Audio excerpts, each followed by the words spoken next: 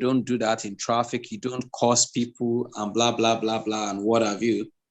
But you find yourself doing that. So your unknown self is that part of you that you just never believe you could do it. But once in a while, it comes out and other people will just open their mouth. So somebody said that, blah, blah, blah, blah, what have you. Okay, are we still fine? I could hear some background noise. Sorry. Can I see go on? Yeah, I'll go on. Okay, thank you. So your unknown self, like I said, is the information about you that neither you nor people around you know, but once in a while it comes out. And somebody also said that you really don't know what to do until you have all the money that you need. So sometimes you think, I don't have a problem with drinking. I don't have a problem with women. I don't have a problem with gambling and what have you. I don't have a problem with this and that. But when money comes, then your unknown self begins to come out. And you find out that I actually like this season. It's because I didn't have money that year. Now you find yourself liking some things that you didn't like before. You find yourself indulging and like, is this really me? What has happened to me? Those things are actually there, right? You need some enablement. You need some environment. You need some situation to bring them out. So sometimes you complain that your friends are the one influencing you. The truth is that those things are there, but those guys were just the enablers. They brought out those things inside of you, right? So these 4 types of selves, we need to have a grasp of them if you want to really, really, really be sure that you know yourself and you can lead yourself. You need to have an understanding of your open self, your blind self, your hidden self, and your unknown self, so that you can really, really work on them and master yourself. All right, so I have an activity for us, and I want one person each to just attend to each of these questions before we move on. So what one word do you want people to use to describe you? What do you think they currently use? So I want somebody to answer that question. What do people use to describe you? Do they call you honest? Do they call you wonderful? Do they call you pretty? Do they call you obedient? So that what they use to describe, is that that your ideal definition that you want? Okay, so what one word do people use to let me not run ahead of myself. What one word do you want people to use to describe you? What do you think they currently use? I want somebody to answer that question in the audience.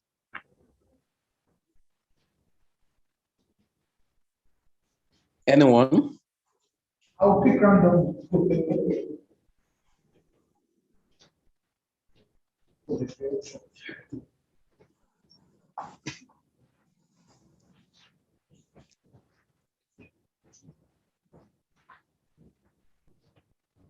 I'm waiting. Okay.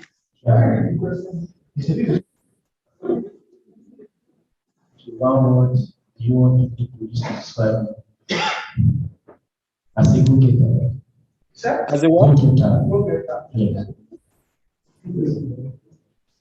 You want them to describe you as a goal getter, right? So what do you think they currently describe you as? I'm not serious. You cannot say it.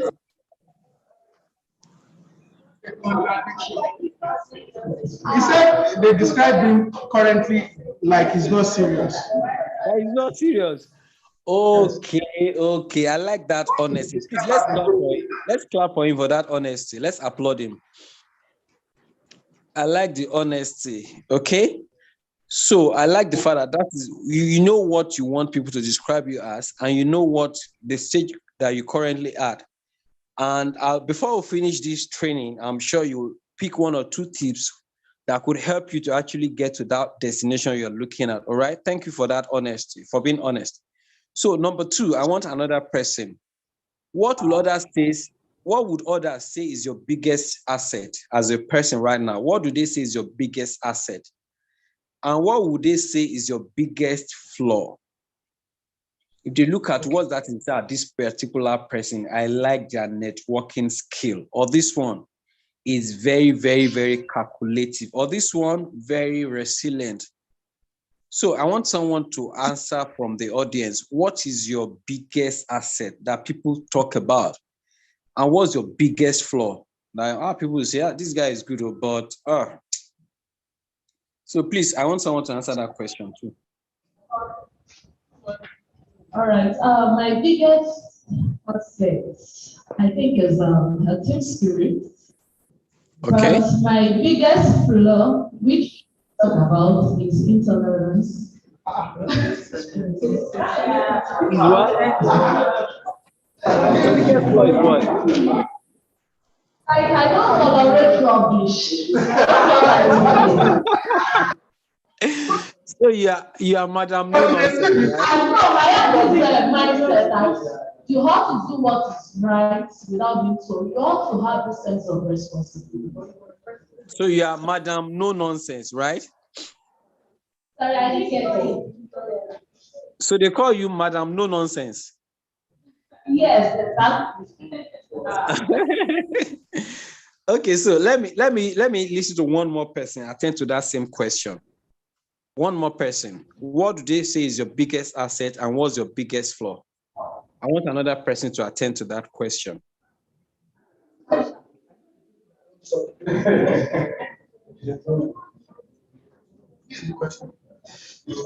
What would others say is your biggest asset? What would they say is your biggest flaw? Two questions in one.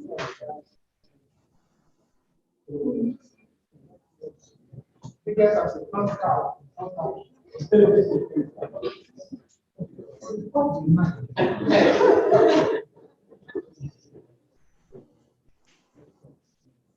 Sharp. My biggest asset. Go ahead.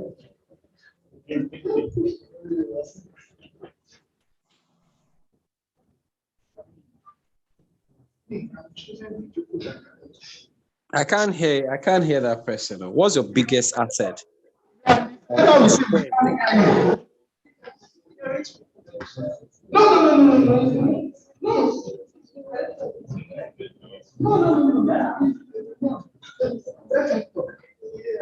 Everybody must participate. I can see some people and it will not happen in this class. Let's make this very participatory. So who is answering that question?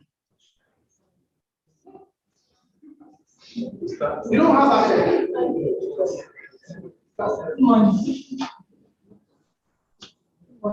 Good morning. Good morning. I think I'd say to you that the weakness will stop. Okay, so my biggest asset is that I know a lot of things. Different Okay. things.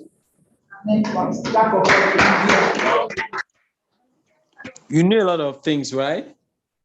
I'm not focused. Okay.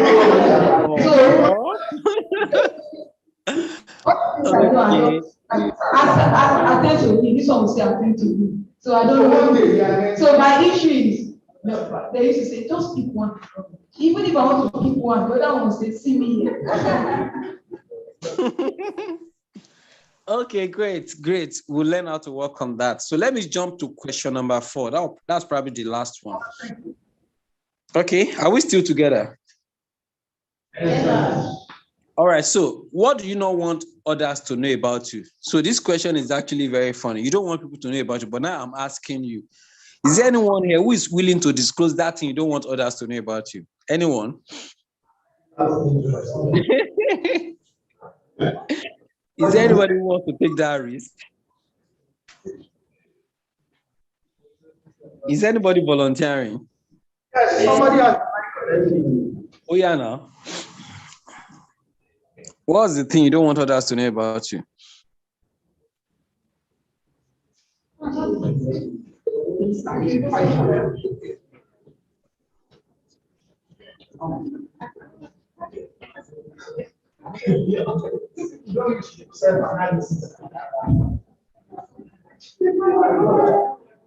Is somebody saying something? She's thinking. He's still thinking of that thing, Abby. Okay, let me do that. Okay, maybe one thing I don't want others to know about me. I'm this kind of person that is, when I say I'm a perfectionist, Even when there's something I can do, for the fact that I've not done it in the best of manner, I'll say I can't do it. And it affects me. So that's just it. Okay. So you know those things, but you just feel like maybe you might just get it wrong or something might go wrong. So you stay away from it. And you don't want people to know that part of you, right? Okay. Awesome. So what I want us to do right now, just take out your pen and your paper. I'm sure you have notepad. In the next 1 or 2 minutes, list out your strengths and your weaknesses. I'm not going to ask you for them. I just want you to be honest with yourself, right? So in the next 1 minute, list out your top 5 strengths and your top 5 weaknesses. 1 minute, please. Just list them out. It will help you to actually do a lot of introspecting, right? You do a lot of thinking. And I'm not going to ask you to submit that list to anybody, just for you to be sincere with yourself. We are talking about personal development and career. And there is no development if you don't understand yourself. And if you don't want to be sincere with your person, you need to understand your person and yourself. So write down your top 5 strengths and your top 5 weaknesses in the next 1 minute, right? Please write them down. I want you to write them down and be sincere with yourself. Is there someone who is not writing? Okay, so we're writing. Great. Your top 5 strengths and your top 5 weaknesses. Just write them down.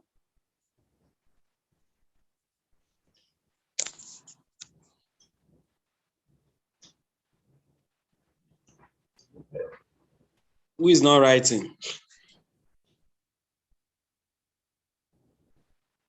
Great.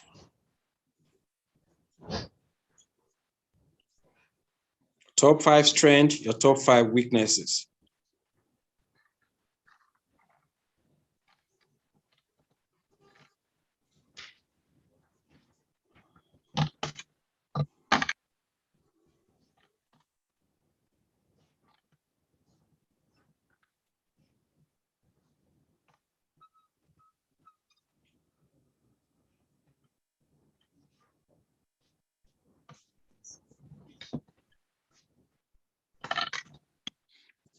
All right, so are we done?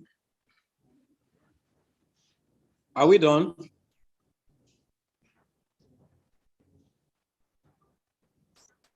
If you're done, let me know, please.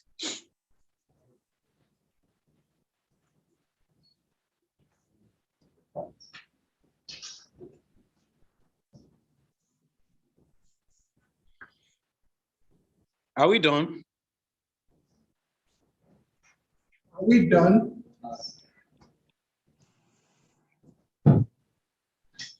The top 5 strengths, top 5 weaknesses. Okay, so we should be done by now. Let's go on. Let's talk about personality types. And I'm sure you'll see yourself in this personality types, right? So we're going to look at 4 personality types, but I mean, studies have shown that you can have there are studies that show 16 personality types, right? And then it's always stem up. I mean, everything is foundationally from these 4, and then you can break each of them into different what's it called, sub personality type, if I can use that word. But basically, we have 4 personality types. We have the leader, we have the socializer, we have the analyst, and you have the supporter. So some people will call them the phlegmatic, we call them the melancholic, sanguine, and choleric. And some people will say somebody is a D, is a C, and what have you. But let's just look at it from this particular angle. The leader, the analyst, the socializer, and the supporter. And I want to assure you fall into one of these categories. And also, we need to know that nobody is 100% a particular personality type. So the ideal thing is that everyone has all the 4 types, but you have 2 dominant ones. So you have something like one can be 60, another one 30, then you share the remaining 10% with the 2 other personality types.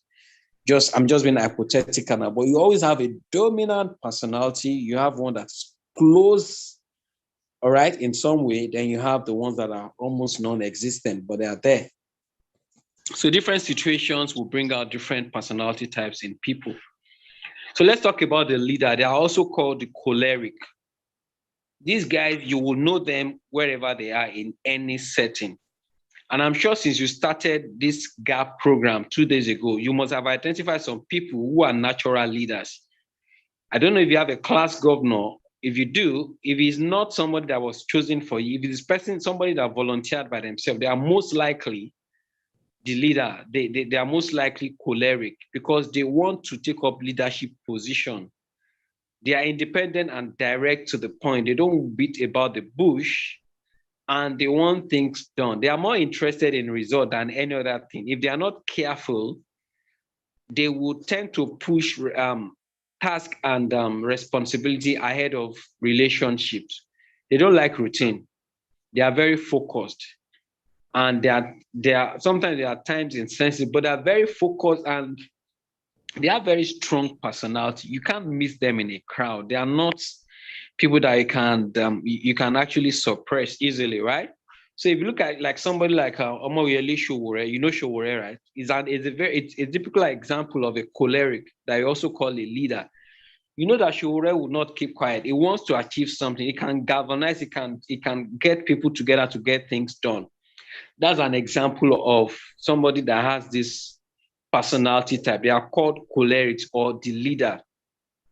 And you need people like that in every society, in every setup, in every workplace. If not, the job would suffer because these guys, they are very, very particular about getting things done. They are very particular about results and they don't give excuses. They don't like excuses. They want things done and done properly well. But like I said, the bad part to them is that they might sacrifice relationship for result.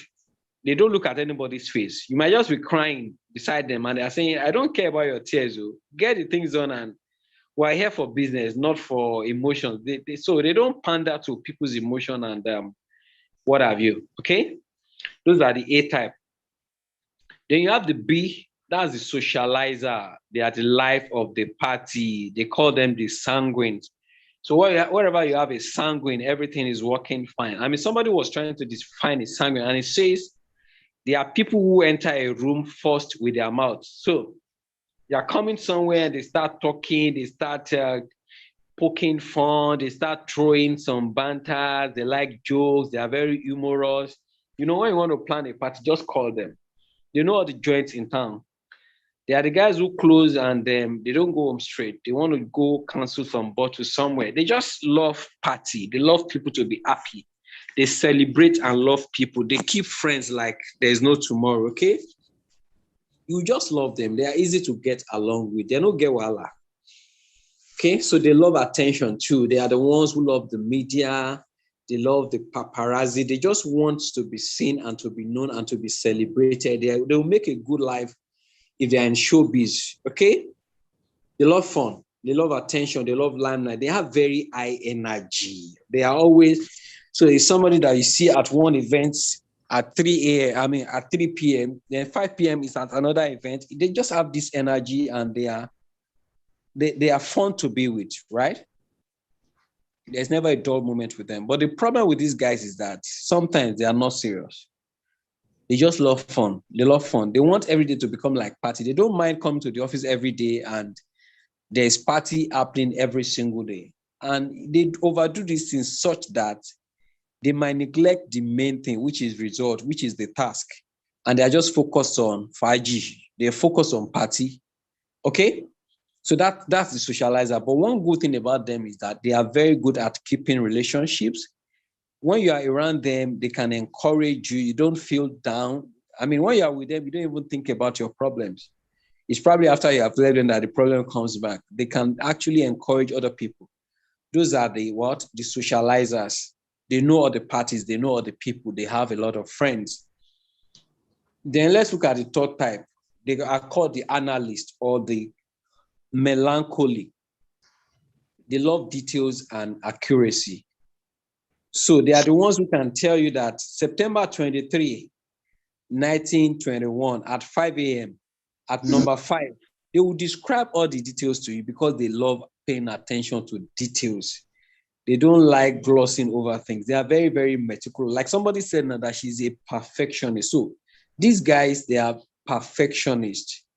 They like the best of the details to be given to them. They take everything seriously. There's nothing like I'm joking. No, everything about them is just serious, right?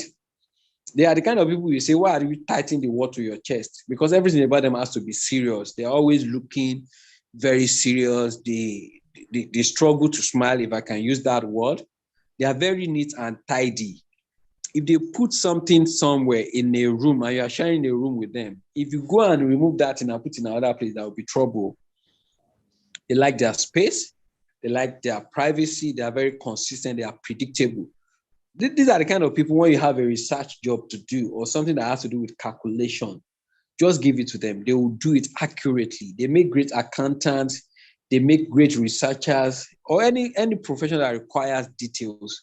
Just give it to them and they will just do it very, very well. The problem with these guys is that they don't overlook anything. There are things that they just need to overlook and move on. But rather, they will just focus on everything and they say, no. So when you have this for instance, the socializer, let's say your boss is a socializer, you want to go on a leave. And say, okay, please, I need to go on leave next 2 weeks. You give him your leave form, you say, okay, you want to go on leave, he signs it. But the analyst, he will say, okay, which day do you want to go on leave? He looks at the calendar and say, this day, oh yeah, go and bring all your schedule. Let's look at all our activities for the year. Is there anything happening on that time that you're going to be away? Do you want to check all the details? So you can't rush them to sign a document. They will say, just come back. I will look at it. I will look at it carefully and come back to you. Unlike a socializer, I will just say, maybe it's you. I trust you. Let me sign it. Do you understand? So those guys the analysts are very, very good at anything that requires details, but they can be very moody and very insecure. They can swing moods. One moment they are happy, the next moment they are very depressed. The next moment they are they're just swinging. They can swing mood from one very particular mood to another. Those are the analysts, but they have details. All right. Then the last one, they are the supporters. The supporters love routine. They are very supportive. So sometimes people say they are, I don't want to use that word, but I've heard people say they are onlookers in life. So this kind of people, they will make very good PAs, very good secretary. They don't like the limelight. They don't mind supporting you at the back end. You are getting all the attention, all the what's it called, all the commendation, but they're just somewhere at the back working for you, right? So they can be your PA, right? They can be your PA, they can be your secretary. They are working in the background, but they don't mind doing that because that's just what they love to do. They are called steady supporters. So those are people that can work in a place for 15 years and they will just be there, codedly, just collecting their salary without making any noise. They don't want to rock the boat. They are very supportive. They are very compassionate too. Lovely, lovely people. They are punctual and consistent. They take life one day at a time. When you see them driving in traffic, they will maintain one single lane from Bega to Lagos Island because they don't like shunting, moving from. But when you see a socializer, he jumped from one lane, he will have switched 4 lanes in 5 minutes, right? But these guys, this supporter, they will maintain one lane from Bega to Lekki because they don't like taking risks. They don't like anything that will aggravate them, that will make life uneasy for them, okay? So they live life one day at a time. They are never in a hurry. And they are quietly stubborn. So you get to know their stubbornness when you get on their nerves. The day they will spark for you, just like when people say when you are chasing a goat and is running away from you. No, there's a way that goat will get to a wall and they can't jump through that wall. It will just turn back at you and then the goat will start fighting you. So that can happen to a steady supporter. They can be quietly stubborn. They are all good and all nice. But when you get to a point where you actually overdone things, they come back at you and you will not believe it's that same person that has been very quiet that is doing this to you, right? And they also assume to be very slow. So these guys, they might not be very ambitious. They need people that can push them. They need people that can push them, that can actually tell them, no, You need to get up and get things going. You need to life is not always like this. So you need to actually know that life is not waiting for you to make things up. You need to actually take what you need to take. All right. So there are people like that. And I'm sure from all these personalities that I've described, each of us has been able to identify which one they belong to. And everything is just about us trying to know why we do things the way we do them. So I have further breakdowns of these things. The leaders, who are also called the choleric, their strength is organization, planning, and reliability. While their needs, what do they need? They need structure. They want planning. They need gradual introduction to change. They also love to control. So if they're not careful, these leaders, choleric, they will be very domineering. They will micromanage people. They are the kind of parent that their children, even after they become teenagers, they still want to ask them all the questions that they ask a 5-year-old. They are the ones that even when their children are still married, they are still controlling them, right? Because they just want to be in control of the time. So they need to be checked. What are their values? They love structure. They love loyalty and honesty.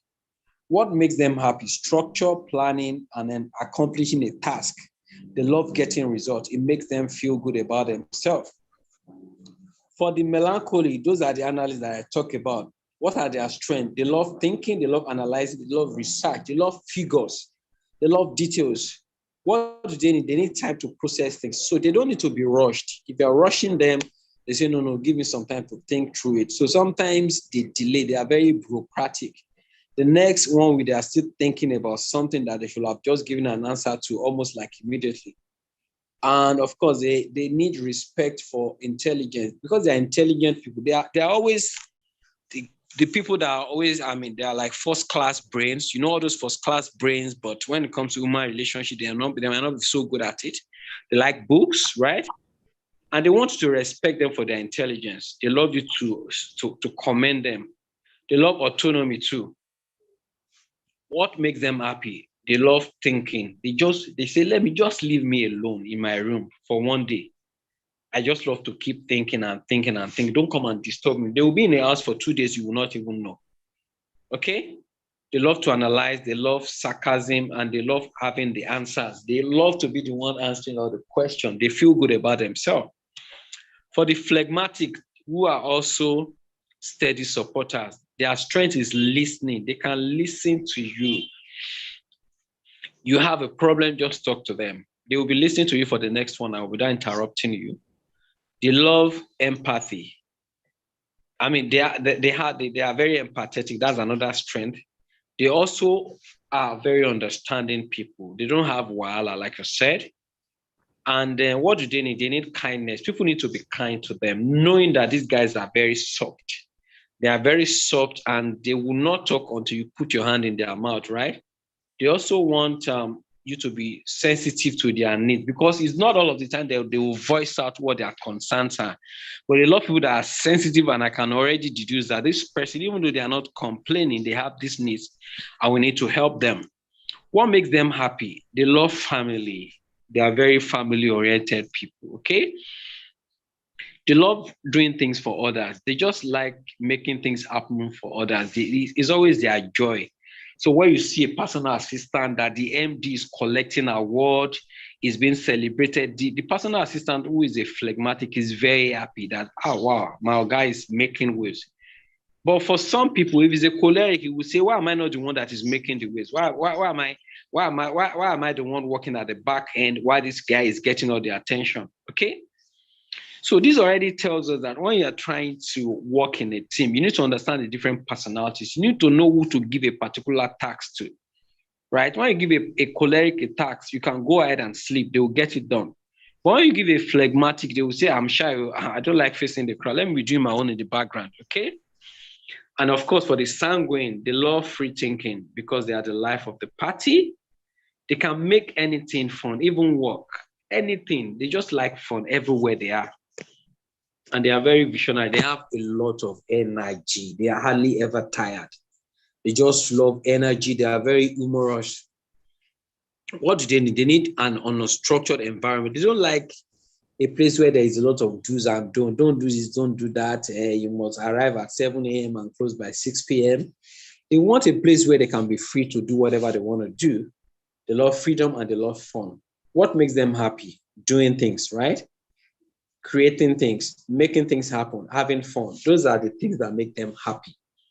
So I'm sure with all this breakdown, we can already identify our temperament and personality type. Is there anyone who can already tell me what their personality type is? Or if you can identify 2 or 3 personality type that describes you. I want 1 or 2 people to tell me, what do you think is your personality type? Or what are your personality types based on what I've just explained? Let me have 1 or 2 people talk at this point.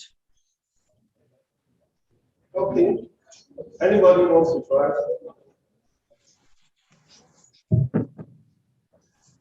Anybody? Okay.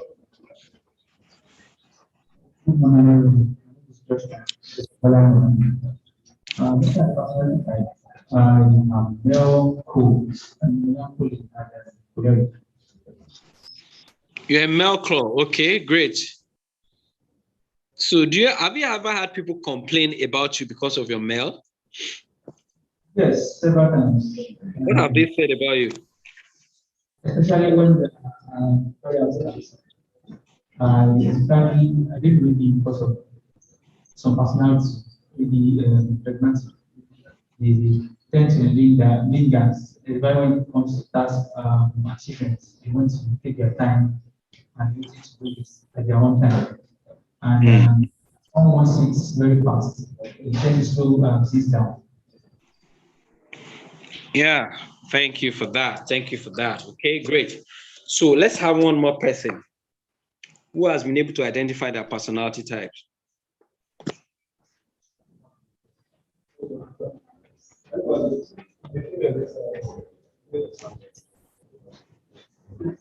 For me, choleric and sanguine at the same time. Because Choleric and sanguine. choleric and sanguine. Very outspoken, right? Yes. So has anybody complained about you because of that?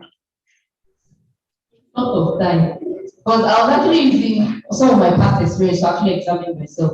Okay, so when I was serving, I stayed at an NCCF, and then they have this structure, they have everything all well set out, and then I was not just comfortable with it. Like the laws are too much, the principles are too much, so I was always breaking the rules. I was always finding a way to just do things my own way. So there's a lot of complaints and all that, and at long run, I had to adapt, and then they had to also adapt to my kind of person. So with that, I think I'm just in between the two, choleric and sanguine.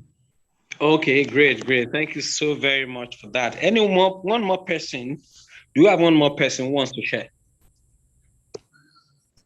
Just 1 more person before we move on.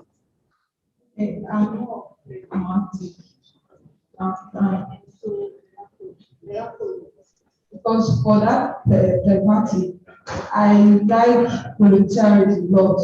So it's kind of like affecting because sometimes I may need something, or I like helping people. I may need something, but I don't know how to express it at all. Like, please give me something. I'll just be doing the work. I don't know how to tell the person I need something. Okay, great. So you've been able to identify your strength as a flag and your weakness as a flag. Awesome. So I need to say something very important at this point. That when we study personality types like this, is not an excuse, right? It's not an excuse for us to say, after all, this is my weakness. Don't complain about me, because that's what I see people do.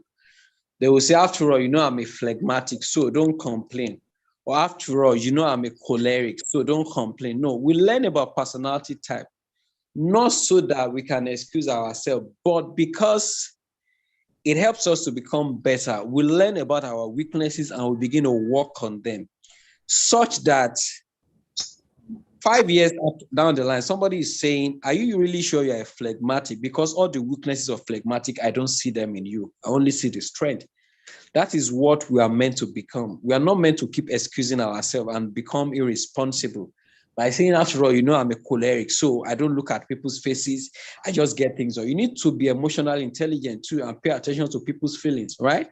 You can't say, after all, I'm a sanguine, I just want to have fun. No, you need to also know that the work has to be done.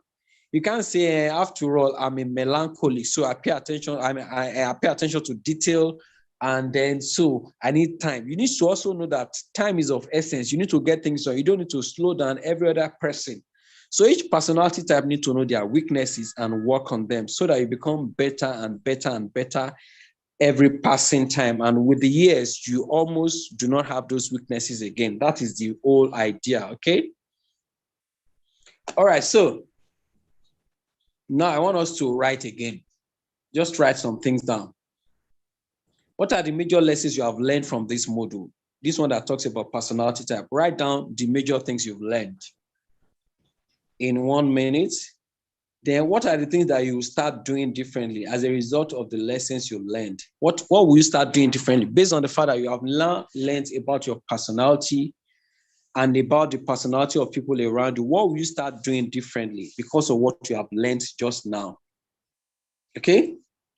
So those 2 questions, I want you to answer them. Just write them down. What are the things that you have learned? The major ones, maybe 1 or 2. What will you do differently because you have learned now about people and about yourself? So that person that you don't tolerate before, now you probably have a better understanding that they are doing that not because they are wicked, but because it's their personality type.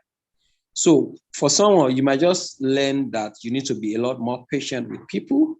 For another person, you might just learn that you need to learn to put people in different position of responsibility because of their tendencies and personalities. And for another person, you might just have learned how to become more resilient. Okay? So I want to believe we are writing those things down so that we can move on quite fast right now. Let's go. Number 2, be yourself. We have talked about knowing yourself. Now you need to learn how to be yourself. You need to learn to operate in the area of your strength and not playing second fiddle or not trying all your life to become another person, because that's actually not a strength area to be. It's actually very, very exasperating when you live all your life trying to be another person. All right, so what is self-esteem? Because you cannot talk about being yourself without talking about self-esteem. Now, whether we like it or not, a lot of people, including adults in their 50s, 60s, and 70s, they still have self-esteem problem. But nobody ever wants to admit that they have self-esteem problem. So what exactly is self-esteem? Is a term used in psychology to reflect on a person's overall evaluation or appraisal of his or her own worth. So when people have low self-esteem, they look down on themselves and they feel like they are not worth nothing, or they are not as valuable as the other person down the road or next desk to them.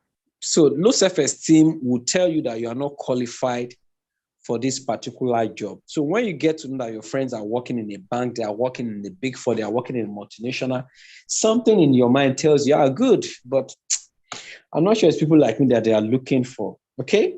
So I had friends that graduated in school with me with second class lower, and they are working in oil companies, right?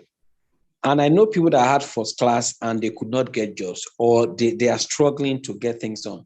Because sometimes it's not about the grades. Sometimes, of course, I know there are a lot of other factors to it, right? I'm not downplaying, but I know sometimes low self-esteem will make you not to attempt to get some particular job or work in some particular industry. And that happened to me too when I first left school. When people are talking about getting jobs in the big fours or getting jobs in a bank, something in my head told me those kind of jobs were not for people like me. And there's a way that thing plays in your head, plays and plays and plays. And when you have listened to a lie for too long, it becomes your truth. And I struggled with that until maybe some years after, and I had an opportunity to get interviewed for a job with one of the telcos in Nigeria, one of the big 3. And for me, it looked so relaxed. So I'm actually interviewing a big telecom company, and I got to the last stage, and painfully enough, we were 2. The person that got the job eventually turned down the offer. And I was like, when you knew you weren't going to pick this offer, you could have just left me to pick up the offer. But that thing did something to me. I knew that I could actually work in a big organization like that, an international company. But before then, I had a lot of struggle telling myself that I could actually get things done. I mean, do particular things. And it happens to the best of us. Low self-esteem will make you downgrade and underestimate yourself and your capabilities, right?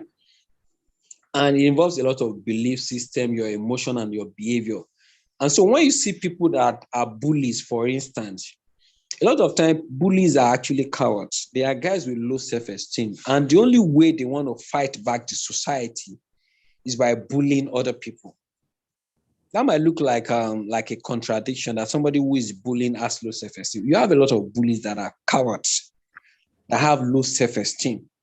And it's because they look down on themselves and say, like, I'm not as good as other people in particular areas that can't. So the only way I can exercise my authority or exert some influence is by bullying, is by being bad, is by just trying to pay back the society for making me less than who I am. And that's why you see people doing a lot of funny things, right? So how you feel about yourself actually determines to either have a healthy or poor self-image. How do you feel about yourself? When you wake up in the morning, do you think reality has woken up? Or you think, why is my own life like this? Why am I always the one that has issues? Why am I the one that my life is just upside down? When you have thought patterns like that that don't go away, they would eventually create in you low self-esteem. Because as a man thinking in his heart, so is he. So when you try to be someone else, when you try to copy someone, you know what happens to you? You become unhappy and miserable. You start making needless comparison with other people, and then you start celebrating others becomes difficult for you. So when somebody has it all together and they are doing well, in your mind, you're saying, it's not your fault now. Maybe it's because your dad is rich. You say, I can't even trust your success. You probably package something, or you're doing Yahoo, or there's something shady. So we start seeing success as there's a backstory to it. There's something unpanatic to it. So you find it difficult to celebrate other people, right? Be yourself. Everyone else is taken. So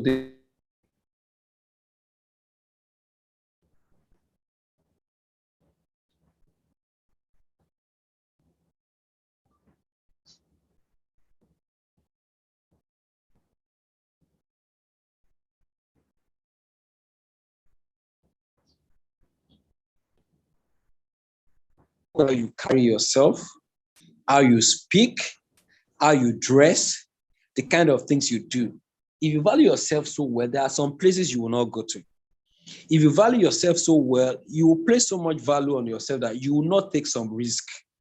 Because you feel like my life is so important that I can't just afford to go and risk my life and die anyhow, or just expose myself to some kind of danger, right?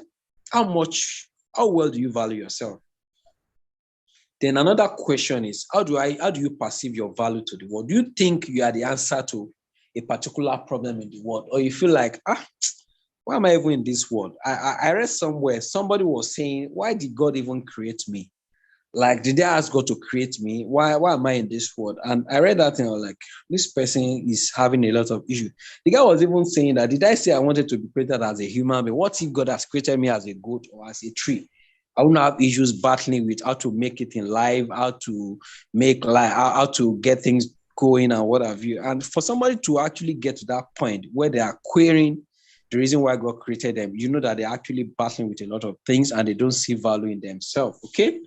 Then you need to ask yourself, how valuable am I to others? Am I such a person that if I leave a particular group, people will say we miss you? Or they will just be saying, we're happy to miss you. Am I somebody that when I don't attend a particular event, people will say, we actually hoped you had attended, or this group that you function, if you leave, we would actually miss you. So answer those questions and be truthful to yourself. So let's compare low self-esteem and healthy self-esteem as we go on quickly. When you have low self-esteem, you are socially withdrawn. And a lot of times you cover it up by saying, I'm very shy. No, but you know that you're actually not shy. It is self-esteem that is telling you that, look at your shoe. Look at your leg. You have bow leg, you have key leg. You're the kind of person that should go there. So you just socially withdraw. You don't want to show your face anywhere. You are constantly anxious. You're always saying, will I be able to meet up in life? Will I make it in life? Will I be able to achieve what other people are achieving? Then you are very pessimistic. When somebody says in the next 2 years, this thing is going to happen to you, something good, you say, I don't believe it, Joe. Okay? When people have low self-esteem, they're always depressed. They are poor communicator. They don't know how to communicate well, not because they couldn't, but because something tells them that you are not the one that should be in front of people communicating to them. All right? They are very poor communicators. They also fear rejection. And so sometimes their own way to fight rejection is by being aggressive. They are unnecessarily aggressive. I'm sure you have seen it before. You are going on the road and then you're driving and you have not even splashed water on someone and they are saying, what kind of stupid person are you the way you are driving? Because you are riding a car and I don't have a car. That's why you want to splash water on me. And they are very aggressive. You have not even splashed the water, but something tells them that you have an advantage over them. And the only way they can actually fight it is by being aggressive. Is low self-esteem because they feel like, why am I not the one that is driving that car? Forgetting that it's a process. They can actually be the one driving it in no distant time, right? So when people have low self-esteem, sometimes they are very aggressive. And then they lack motivation. There are people that wake up in the morning and say, I don't even know what to do today. I don't even feel like going out. And they are just lazy. They are in bed. And they just feel like life is not worth living. They are also very insecure. They are very insecure. When they have a partner, they're always checking on them. They're always trying to do FBI on them to know whether this person is going to leave them and what have you. But when you have a healthy self-esteem, you are very confident. You have self-direction. You know where you're going. You are very optimistic. You are trusting. You trust people. You care for yourself. You love to look good, right? You love to, when you buy clothes, you are not waiting for Christmas Day to wear them. You say, yeah, I've bought this clothes. It's very expensive, but I'm going to wear it today. Unlike people that have wonderful clothes, wonderful attires, and they're only waiting for Christmas Day to wear it. And for every other day, they are wearing tattered clothes and things that should not be seen with humans, okay? And then when you have all this self-esteem, you are very independent, you accept your mistake, you are aware of your strength. And another indicator of healthy self-esteem is that you find it easy to accept compliment. When people say, you look gorgeous, you say, thank you. But for a low self-esteem person, when they say you look gorgeous, you'll be, am I sure? Is this person whining me? You know, that kind of thing. Am I really sure that I look gorgeous or they are just being sarcastic? But when you have healthy self-esteem, you accept all the compliments because you believe that you actually have what they say you have, okay? I hope we are still together. If you are still together with me, let me have a feedback. Are we still following?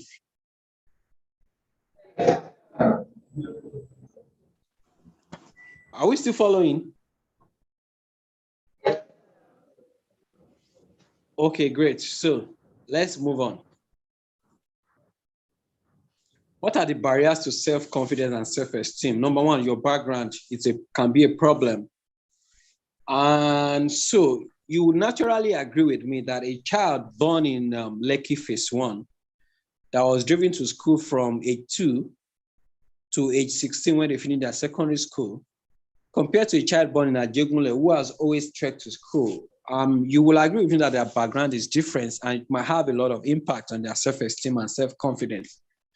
So it is actually, we need to accept that fact. Our background actually affects our confidence and self-esteem, but we are meant to overcome those barriers and tell ourselves, I'm not my background, I'm not my environment, I don't have control over it, but I can decide what I do with it. Your past experiences. Some people are tied down to the thing that happened to them when they were 14-year-old, when they were 12-year-old, when they were 7-year-old. Somebody said something to you, or you had a particular experience, and it has affected the way you think and feel about yourself and what you think you can become in life. So some uncle did something to you when you were 4 because your parents were young.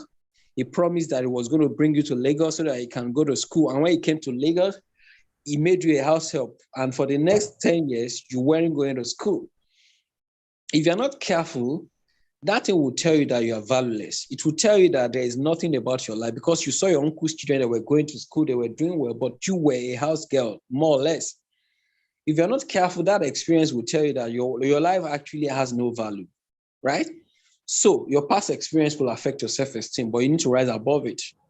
Your memories, things that has happened to you, fear of failure is why a lot of people are not daring anything. That's why a lot of people are not confident. What if I fail? What if it doesn't work out? So when that fear comes to you, what if I fail? Also ask yourself, what if I succeed? Because it's either you fail or you succeed. But when you don't try, you automatically are failed at a particular project. But when you try, you either fail or succeed. Then, of course, a lot of other factors are responsible for low self-esteem and lack of self-confidence. So how do you gain back your confidence as a person? Remember, I was talking about personal development and career path, but I'm spending a lot of time on developing yourself and working on your self-confidence because I know this is the bedrock to everything we're going to talk about. And it's very important that we get it right. If you don't get it right, you're going to struggle with every other thing. You need to really, really fall in love with yourself. To gain your self-confidence, you need to be thankful for where you are and what you're doing right now. You need to tell yourself, I am doing well, right? So tell yourself now, I'm doing well. Just tell yourself, I am doing well. No matter what level you are right now, tell yourself, I'm doing quite well. I want to get that feedback. Tell yourself, I'm doing quite well.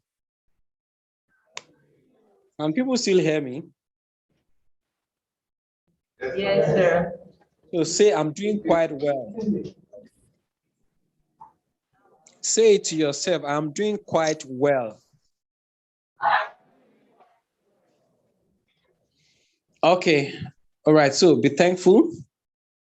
Be thankful. Be yourself in every situation. Accept yourself.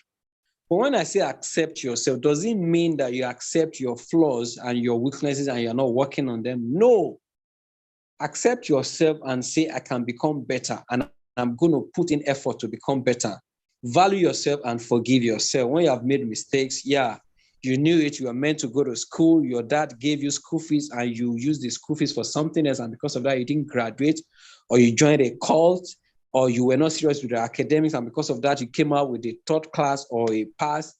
So those are mistakes you have made in the past. You need to forgive yourself and forge ahead. If you don't forgive yourself, you're just going to be locked down where you were before. So forgive yourself and move ahead and say, I'm going to make the best of the remaining part of my life. All right. So bless yourself, express yourself, trust yourself, love yourself, empower yourself. How do you empower yourself? Develop yourself, go for training, go for programs like GAP, where you can really, really become a lot better. Then how do you take charge of a life? Nobody is responsible. Nobody is more responsible for your outcome than you. So stop blaming that uncle, stop blaming that lecturer, stop blaming that boss. Take charge. Find the right reason and do what you need to do. What do I need to do to move from point A to point B? Ask yourself and do it, okay? So, like we did for the other module, what are the things that you have learned from what I just said? List those things that you have learned. And also tell me, write what you're going to start doing differently. You know, we just talk about being yourself. So what have you learned from this module? And what will you start doing differently from what I've said? I've told you to develop confidence. You need to like yourself. You need to know yourself. You need to embrace yourself. So just write the things you need to start doing differently. How have you been perceiving yourself?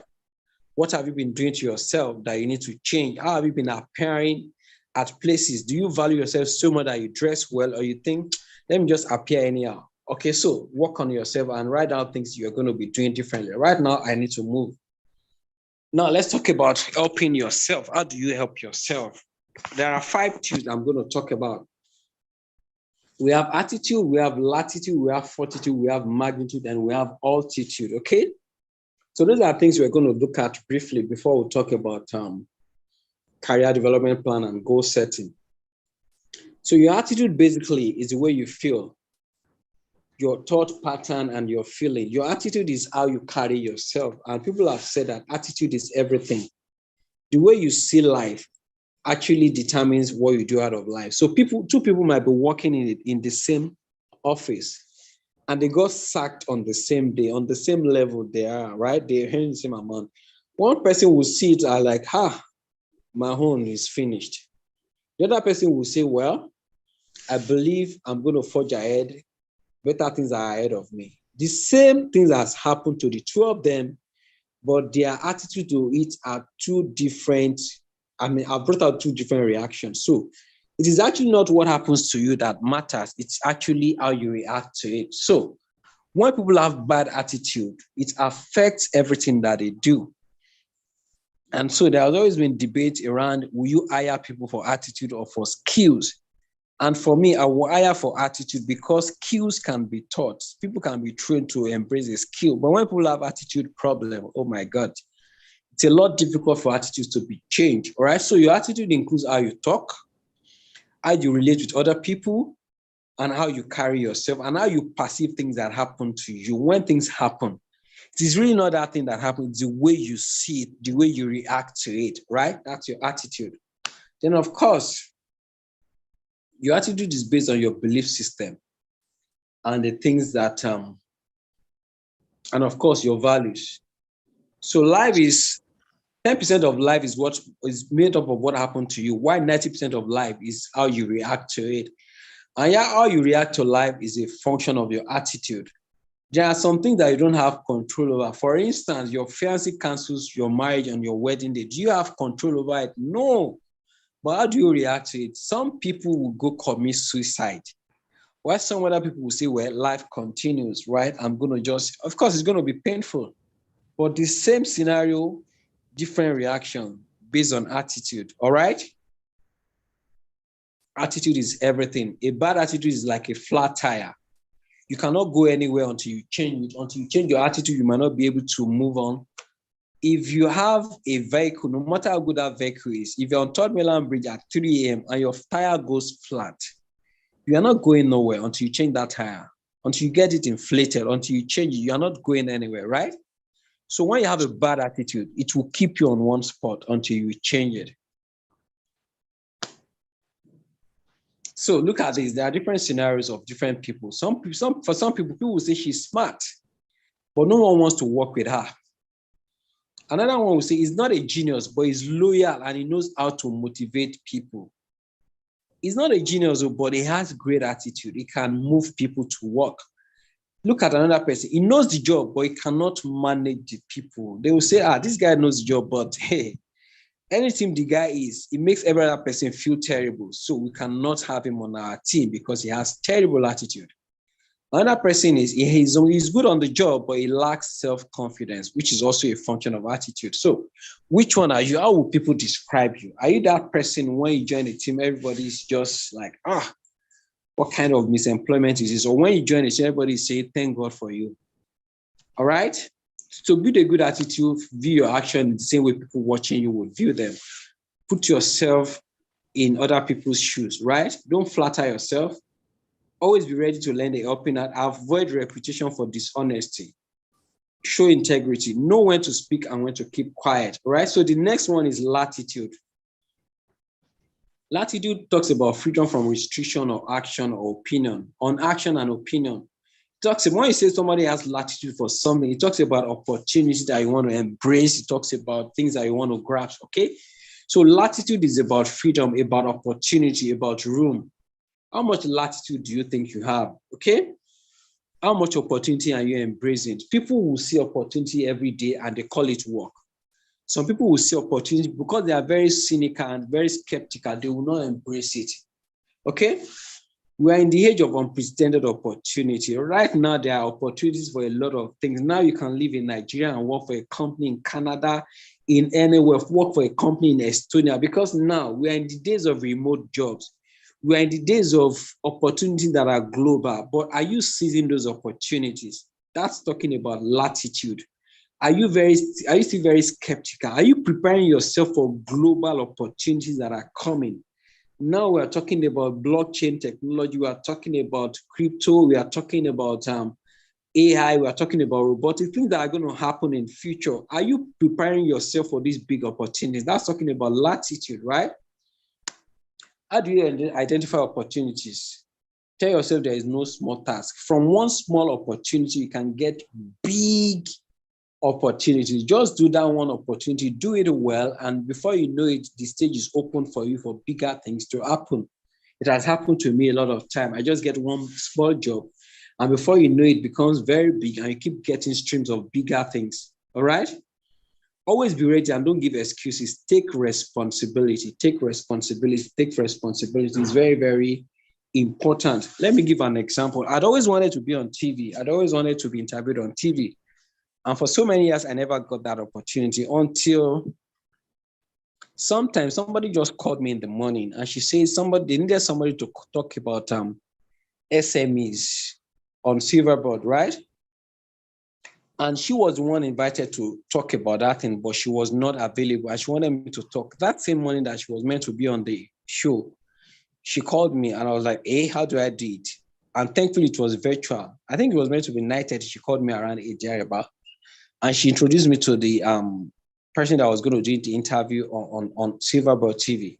And I said, no problem. After all, I mean, I work in the MSME space, so I can talk about it. And then shortly, the person called me again and said, oh, it's not even 9:30 again. The person that was meant to be on the show for 8:30 didn't show up, so they wanted me to call in earlier. And I said, no problem. They set up the interview on Zoom. It was virtual, live, and what have you. And I did what I needed to do. And that was like my very first TV opportunity. And I can tell you that after then, I've been invited to Silver, but nothing less than 10 times. Because of that, I got on TVC. I've been invited to TVC nothing less than 7 times, right? You can go check my footprint. This is somebody that was struggling to be on TV. But because I made use of one opportunity that just came, I could have told that lady, the same thing that's happened this same morning, I'm not prepared for it. And I would have just let this just go like that. I've been on Silver, but I got tired of it that when they invite me now, I say, can I recommend someone for you? I've recommended someone for them. On TVC, I've recommended a couple of people. And the biggest show on channels to me is Robin Mind. I've had to introduce like 5 people to feature on Robin Mind because the producers now call me. When you go for a particular thing and you do it well, people will now start asking you to recommend people to them. So I can't count the number of features I've gotten for other people because when I had the opportunity to do things, I did it well and I had more opportunities and I can also introduce. So this is me that was looking for opportunities to be on TV. Now I'm on TV. I've had interviews here and there. I've had features on so many platforms because I grabbed one opportunity and I think I did a good job of it. So that thing you've been looking for to achieve, it looks big to you, but can you start with a small one and do it well so that people can commend you and can open doors to bigger ones for you, okay? So that's talking about Latitude. Now I have to move really fast. I talked about attitude. I've talked about Latitude, right?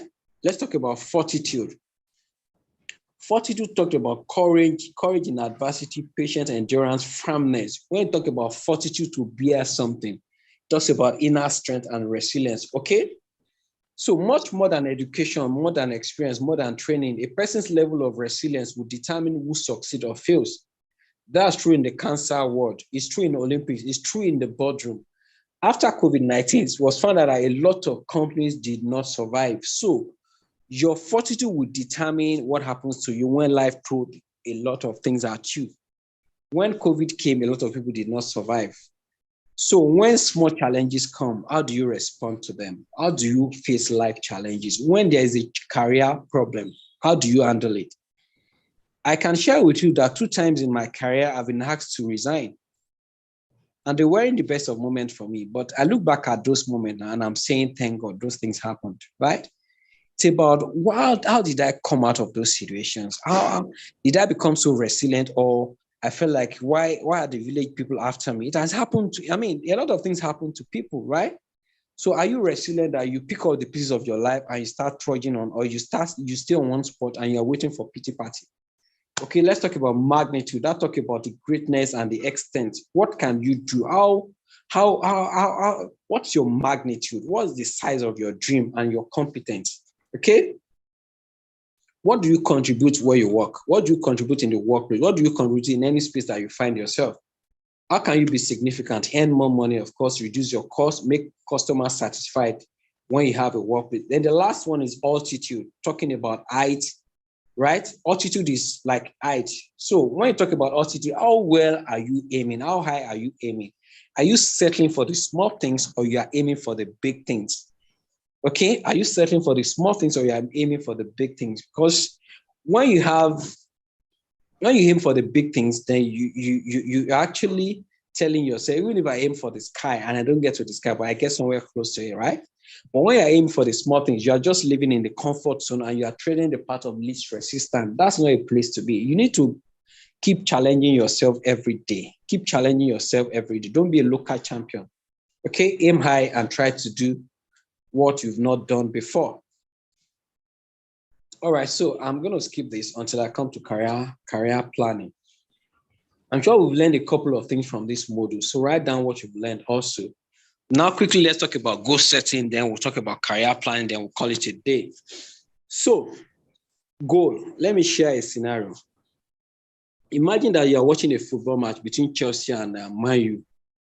And then they play for 90 minutes and there are no goals. And you're looking at them, 11 players on this side, 11 players on the other side, and nobody has scored. I'm sure you feel like, what's happening? Then they go into extra time, they play for another 30 minutes, nobody has scored a goal. Then they also now, what happens then? They go into penalties, right? They play penalties and nobody still scores a goal. They keep playing penalty from morning till night and nobody scores a goal. I'm sure you'll be wondering what can happen and you feel like, what is happening? But just imagine that when that is going on, you now look at both sides. You find out on each side, there are no goal posts. That can be very funny. So when there is no goal post, how would they score goals? So that's what happens when you live a life and you're not setting goals. It's like playing a football match without goal post. There is nothing you want to measure. The way you measure success in a football match is by how many goals are being scored on both sides. If you have a team that comprises of Ronaldo, comprises of who again? See Ronaldo, Messi, and the best of players, and they are playing and dribbling. And you have another team that consists of players from Kano Pillars, and the team from Kano Pillars score 5 goals, and the team from Messi, they were just playing and dribbling. It's the one that scored goals that you will celebrate, right? So life is about setting goals and achieving them. It's not about how much paparazzi and how much fun you're catching or how much attention you're getting. We are interested in results. So set goals and achieve them. Life is about setting goals and achieving them. So what is goal setting really? Because we are talking about career planning and there is no planning without goal setting. Goal setting is the process of deciding what you want to accomplish and devising a plan to achieve the result you desire. That is simply what goal setting is. And it's powerful because it provides focus and shapes our dream. When we don't have goals, anything that comes our way becomes the desired. But when you have goals, you know where you're going and you are not easily distracted. Like Miles Monroe said, a man without purpose will use his life to serve distraction. When you don't have goals, you don't have purpose, every distraction that comes your way, you serve them. When you are in a workplace, for instance, on a particular day, and you don't have plans for what you want to do that day, every other person will keep dumping their responsibility on you. They will say, quickly, please help me do this one. No, I have this problem with the exec. Can you quickly help me? Another person will come, please, I can't find my way around this particular software. But when you have goals for that day, you say, okay, don't worry, but let me quickly finish it and I can come to you, right? Because you have goals that you have set for that day. So when you have goals, it helps you to stretch. It helps you to stretch. But we need to understand that when you have goals, your goals have to be smart. So when you talk about SMART goal, it means that your goals are specific, they are measurable, they are achievable, they are realistic, and they are time-bound, all right? So what's a SMART goal? I want us to re-echo it. What is SMART goal, please?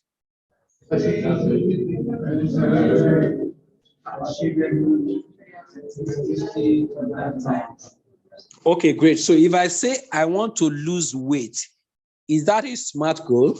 I want to lose weight. Is it a SMART goal? It's not a SMART goal. Why is it not a SMART goal? I want somebody to respond. Why is it not a SMART goal?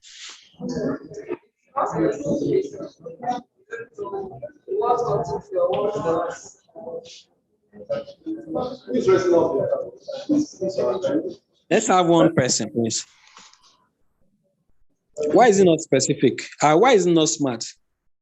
Number one, it's not specific. You just said you want to lose weight. You're not saying the number of kg you are planning towards losing. So even if you lose 2, are you okay with that? So you have to. Awesome. That's so brilliant. That's so brilliant. So it's a better way to say it. It could have been, I want to lose 10 kg by the end of July 2022. In that case, it is specific. I know how many kg I want to lose.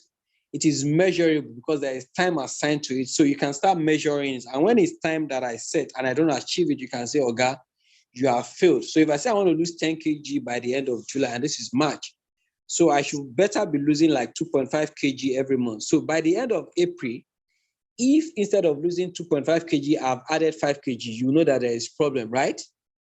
And that's the point where you say, no, but you do be that. Or because instead of losing, I'm probably rather gaining weight. So it is measurable, it is attainable because maybe I've done it before, or you have looked at it and say people are doing it and they are achieving it. So it's achievable, it's attainable. Is it realistic? Yes, because you can see other people doing. Then is it time bound? Yes, I gave a time frame to it. But a lot of time, what we do is to say, I want to make money. That sounds very funny to me. People say, I want a good job. What's a good job? You need to define it. So enough of people, I've had a lot of people, they will say, please, I'm looking for a job. They send you, what kind of job are you looking for? Any good job. And like, what is any good job? Do you have a career path? Do you have a plan? What are you looking at becoming in the next 5 or 10 years? That should actually guide what kind of job you're looking for. But when you say any job, that means any job that comes your way, you just grab it. What if it's a job that you don't have the skill for and you start struggling? And for every year of your career, you're just struggling and struggling. Whereas there is something you can do almost effortlessly and you'll be celebrated on it. And everybody will say, this guy is a genius. You know, every one of us, you have zones of genius. There's a place where you're a genius. If you move out of that zone, you might just become like a common, an ordinary person. Sincerely, you might just be like every other person. If you don't find your zone of genius and you work in that area, okay? So goal setting is powerful and our goals have to be smart. They must be specific, measurable, achievable, realistic, and time-bound. Right now, let's talk about career planning and close it for today. Then I can attend to a couple of questions before we run out of time.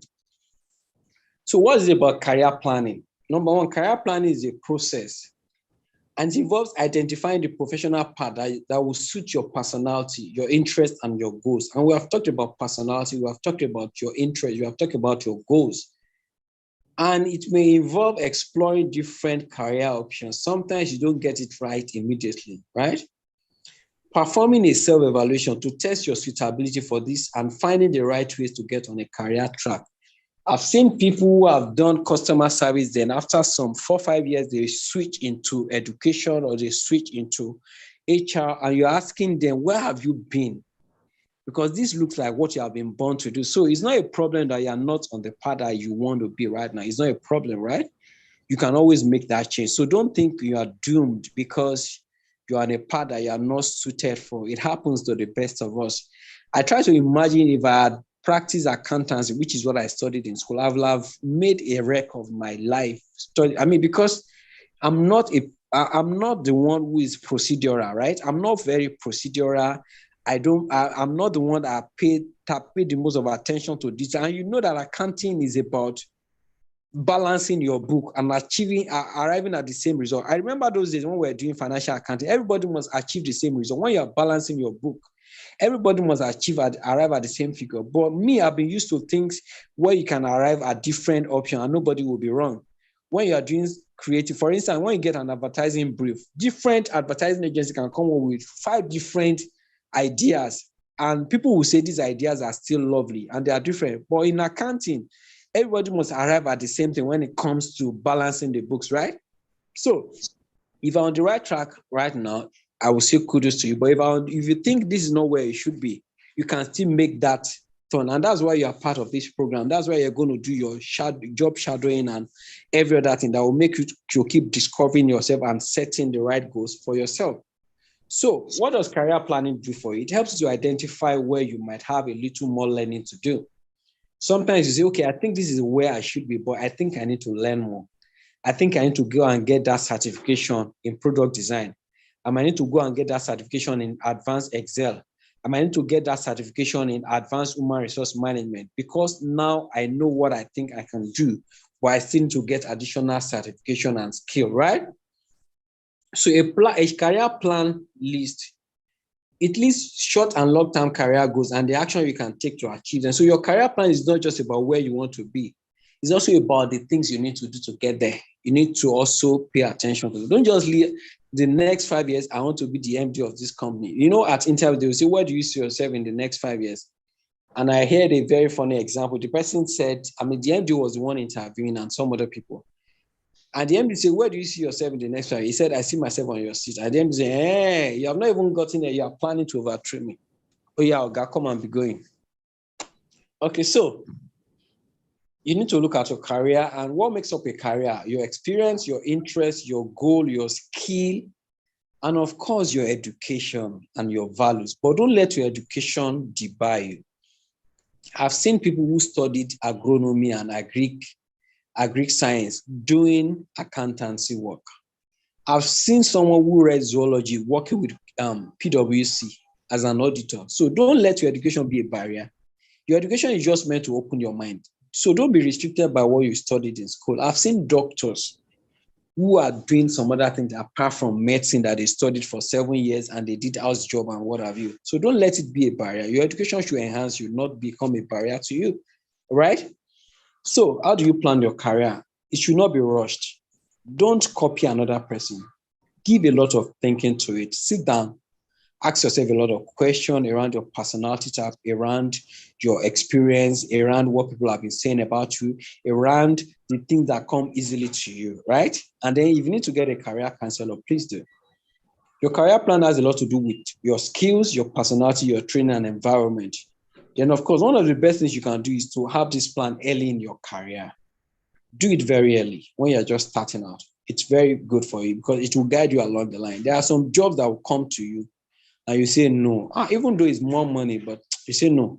Based on my career plan, if I take this offer, it will take me away from where I'm going, to take me away from the big picture. But when you don't have that plan, any other job that promises you another 20,000 naira, maybe you're earning 80K, so this one is 100K. It will just take you away, and before you know it, by the time you actually realize that you have made a mistake, your guys, your friends on the same career that you started with, they have actually moved ahead and they're earning a lot more, but you are now trying to switch back to what you should be doing. So it's not every job offer you want to take because it offers more salary. You might want to stay in a particular place for some more years because you're going to learn. And then when you step out of those places, you're going to earn a lot more and you're going to actually make a lot more meaning for your career. You should also learn to be flexible and adapt to trends. So the fact that we're saying have a career plan does not mean you are so stubbornly pursuing it, because right now we're in the days where a lot of things are changing. So 10 years ago, 15 years ago, I'm sure there was no career in being a social media manager. I'm not sure there was any career like front-end, back-end engineer and whatever, some 20 years ago, some 15 years ago. But right now in the days of tech, a lot of careers are springing up. And some careers that were so profitable before, right now, they are becoming less profitable and there are no attention. So that I have a career plan does not mean I'm so rigid and I don't want to change. Look at what is obtainable in the market. And if you need to tweak, if you need to change, imagine somebody that is a career typist. When computers came and they say, no, I'm a typist, I don't want to change, and they still use typewriter till today, who is going to be patronizing them? I'm sure SAPA will have dealt with them because nobody uses typewriter anymore. We need to adapt to trend and to things that are changing. Don't be so fixated on your career plan that you don't want to tweak them, okay? So how do you plan your career? What's the process? Number one, have a self-assessment. Assess yourself. Research on different careers, different ones. What do they require for me to fit into this career? What are the skill set? Are there some certifications that I need to get? I remember when we were in school there, a lot of my friends, they were actually very, how do I say now? They were forward thinking. So I had someone that became a chartered accountant, even when we were still, not someone, a lot of them became chartered accountants when we were still in school. Some, even when they still had 2 years to go.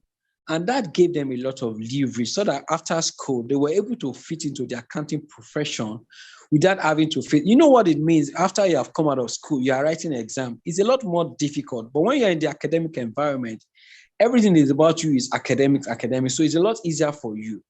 But imagine that you're out of school, you have a lot of things, you have to face your job. Now got so good, you are now married, you are now still writing ICANN, you are still writing CIPM. You will agree with me that being married, having a family, then having a job, and then writing professional exams is a lot more difficult than when you are still younger. I'm sure you'll agree with me. So research on different careers and see how you can fit in, how you can write those qualifications right now. Set objectives for yourself. What do I want to achieve? Set career objectives for yourself and let them be realistic. Then improve on your skill. When I say improve on your skill, it doesn't have to always be formal. Sometimes you might want to go learn from somebody by the street. You want to do something around branding, right? Maybe your career is in branding. You also know that your client, they also need to do some printing from time to time. Do you want to go to Shomolu and learn printing for like 1 or 2 weeks? Not because you want to become a printer, but because when you're talking to the printer, you'll understand their language better and you're able to deliver better printed jobs to your customer or your client, right? So improve on your skill, whether formally or informally. You want to learn how to bake cake. You want to learn, you can just learn anything and everything, either formally or informally. Then prepare your CV. A lot of people still struggle with their CV. When you see some people's CV, you want to throw it in the dustbin.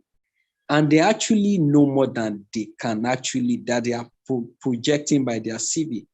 You will not be everywhere, but your CV will get ahead of you. So what am I seeing when I see your CV? Is your CV telling me you can do the job, or is your CV telling me that you are a careless person?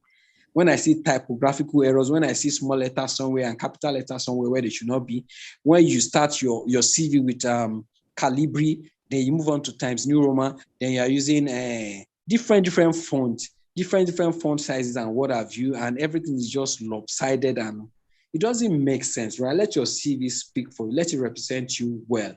Then, of course, search for jobs, search for opportunities. Sometimes you might need to go volunteer your skills somewhere before you start earning money. You might need to do internship somewhere. It's very important. Then revise your career goals. Do I still need to stick to these goals? Or based on changing circumstances and trends, do I need to revise them? So these are simple steps to working on your career. So what could be your career goals? Number one, it could be to gain a new skill. It could be to boost your networking ability. Sometimes the problem you have is that you are not mixing with people. You are not going for events. I know of somebody, a church member, who got an international consultancy because he was part of a webinar. And he said at that webinar, they said everybody should introduce themselves. And he said, my name is this and that. This is what I do. These are my skill set. And somebody sent him a DM right on that Zoom call, on that webinar to say, okay, we are looking for somebody that can do this for us. It was an international job. And he's doing that consultancy along with what he's doing now, and he's earning in dollars because he networked at a webinar. So all those webinars that you attend, do you network there, or you are just quiet, waiting for opportunity to pass you by?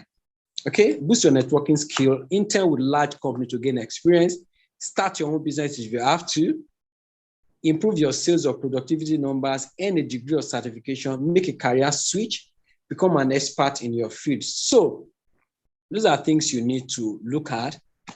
How do you set powerful career goals? You need to evaluate and reflect on yourself. And this is what I want us to do today. Evaluate and reflect. Define your dreams and goals. What am I doing? What am I? What do I want to become in life? What do I want to be known for?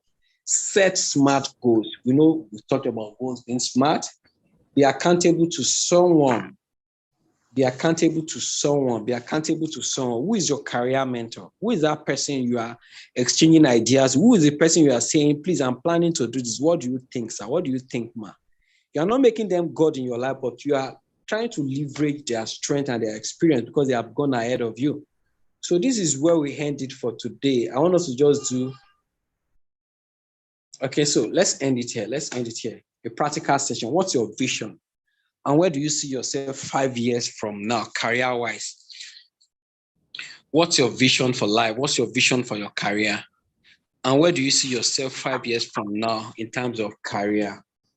That's where I'm going to end my presentation today. And I believe with these few points of mine, I've been able to convince you and not to confuse you that you need to have a career plan. You need to practice self-development, and everything starts with understanding and knowing yourself. Thank you so very much. I would love one or two people to tell me, what do you plan to achieve in the next 5 years career-wise? Thank you very much for having me.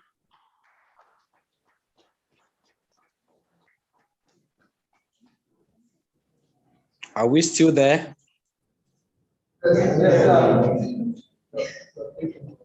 All right, so one or two people tell me, what's your career plan for the next 5 years?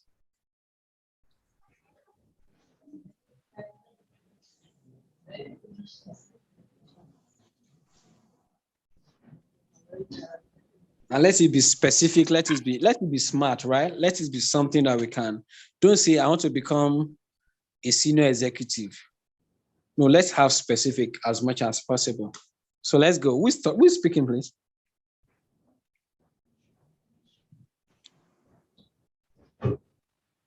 Anyone?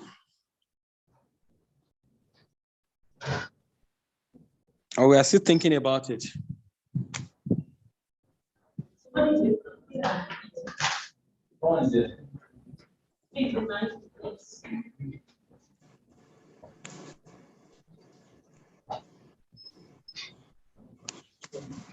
Hello, are we still there? Yes. My name is Thomas. Well, in the next 5 years, I see myself as a data scientist and also moving on to the artificial intelligence track. Okay, so what are you doing right now towards that goal? Currently, I'm learning Python programming, SQL, and pandas. I'm watching and I'm doing personal studies. So, and I believe the internship that this program will give me, will get me and give me the opportunity to be able to improve my skills that I have recently started. Awesome. Thank you so much for that, Thomas. Thank you so much. Quite straight to the point and succinct.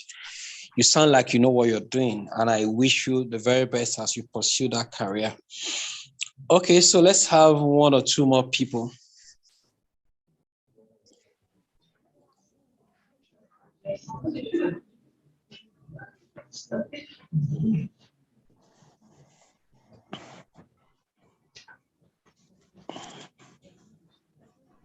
Is anyone speaking? I can't hear anyone. My name is Gloria Njana. Okay. 5 years from now, I can hear you now. Okay, actually, Go on. Okay.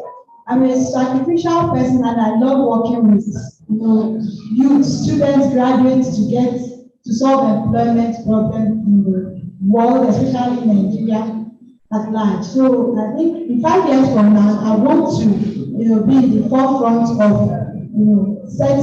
working in a big organization, maybe an NGO, to solve unemployment problem in Nigeria.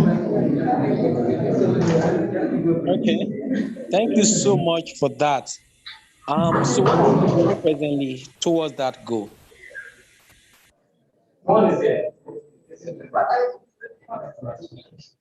Okay, presently, because I like you were saying from the beginning. I recently discovered myself. I had to go through because I found out I had a very complicated personality. So I was advised to go for personality and find out where I really fit in. So I did that and I discovered what I really wanted to do. And so that's one of the reasons why I came here to work as to learn human resources, because of course it has to be working with people and understanding people and all that. So that's actually why I came here. So presently I'm not doing anything, I'm just doing side hustle. All right. Awesome. Thank you so much. Our time is fast spent, but I don't know if I can still attend to maybe 1 or 2 questions before we call it a day. So do we have questions, please?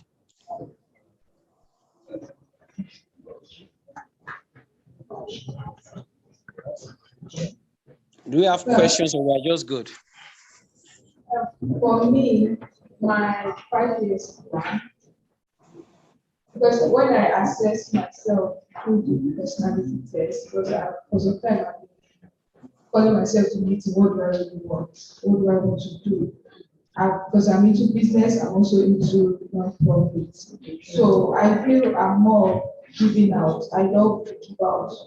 And I have my own initiative where I train children or clean energy. So, but I wanted to do more and I wanted to learn more. So what I did was, for my next 5 years plans, I want to go around Africa to help people, youth, women. So what I did was I got a job, a program officer job in a non-profit that has to do with youth, and I have to travel a lot. And I also like writing because I want to share my experience. I want to share what I've known. I like teaching. So that's why I came in to apply for content writing so that I can write more about my story. Awesome. Brilliant. Please, when next you are traveling around Africa, can you please take me along? I said, when next you are traveling around Africa, can you take me along so that I can travel with you? I also love to travel. Yes, All right. Thank you so much, guys. I think our time is gone. I don't know, Ade Dapo, do we still have time for questions or we can just wrap it up right now? Let's eat into the break for 5 minutes. Hello? Okay. Okay, so we have 5 minutes, sir. Thank you, sir. Any question, please?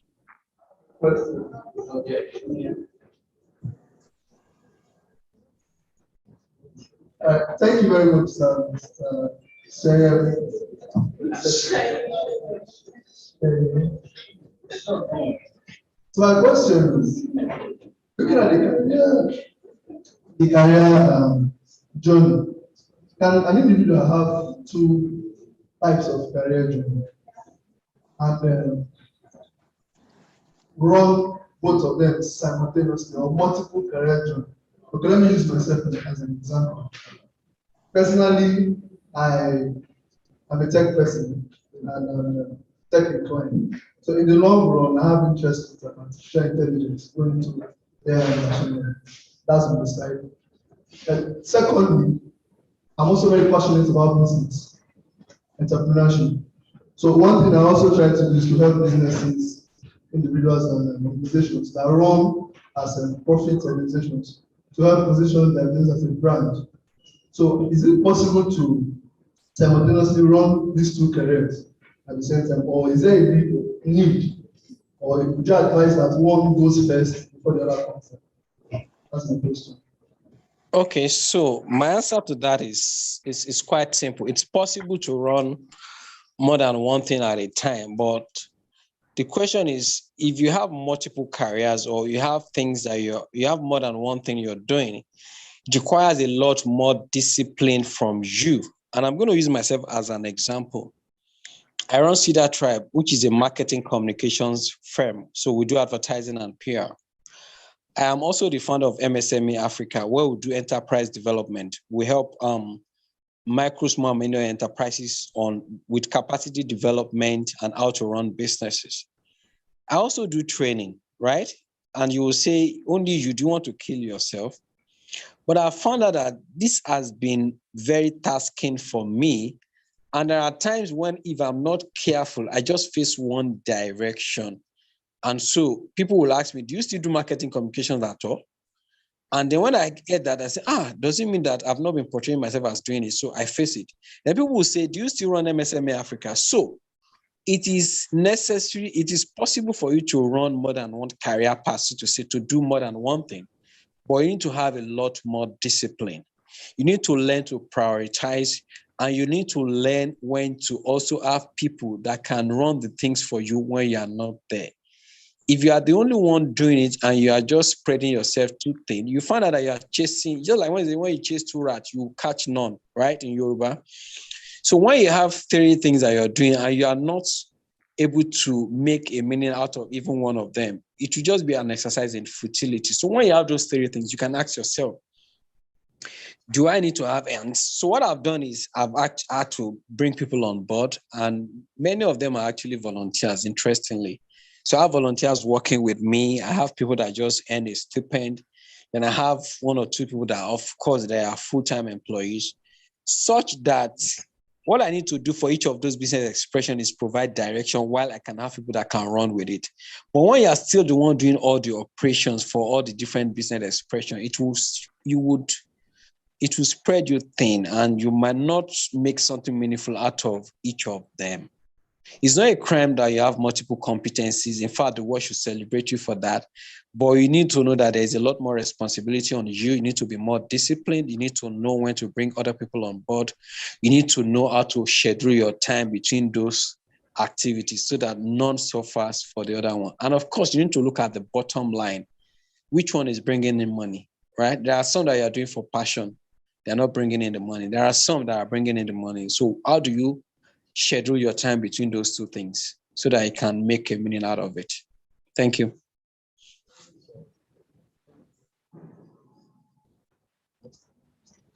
Okay, thank you very much for your time, sir. We really had a wonderful session. I think you should show your appreciation by clapping your hands.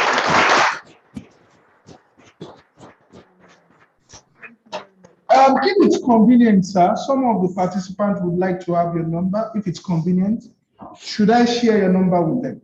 Please go ahead and share it. Okay, I will No share. problem at all. Yeah. Okay. Thank you very much. We really enjoyed your session, sir. Thank you so much for having me. Some other time.